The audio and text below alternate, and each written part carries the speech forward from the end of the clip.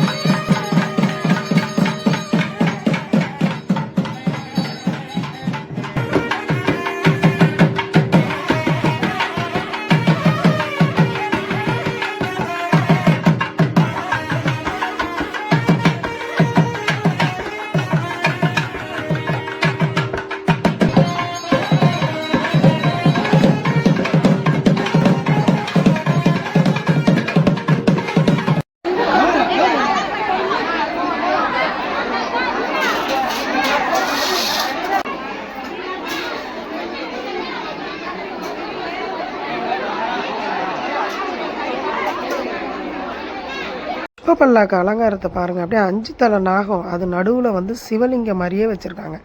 எப்படி இவ்வளோ அழகாக அலங்காரம் பண்ணாங்கன்னே தெரில. ரொம்ப அழகாக இருக்குது இந்த புஷ்ப பல்லாக்கு.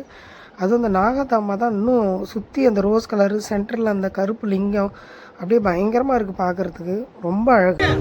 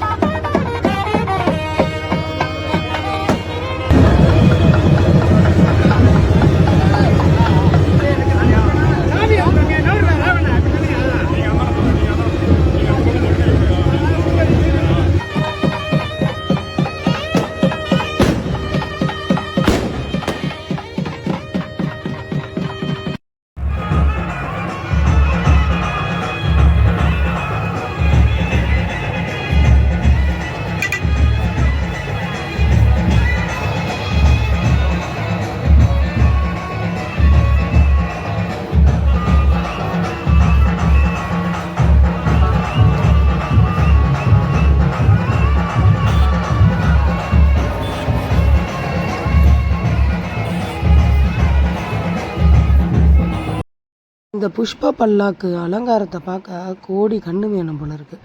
நாகாத்தம்மா மாதிரி எவ்வளோ அழகாக இருக்குது, சூப்பராக இருக்குது. அப்படியே நாகமே வந்து 5 தலை நாகம் இருக்க மாதிரி இருக்குது. அம்மாவே பார்க்குறதுக்கு சொல்லக்கூடாது, திருஷ்டி வந்துடும். ரொம்ப அழகாக இருக்காங்க. எல்லோரும் வந்து பார்த்து சாமியை வணங்கிட்டு போங்க. சனிக்கிழமை அம்மாவுக்கு தீமிதி திருவிழா நடக்க போகுது.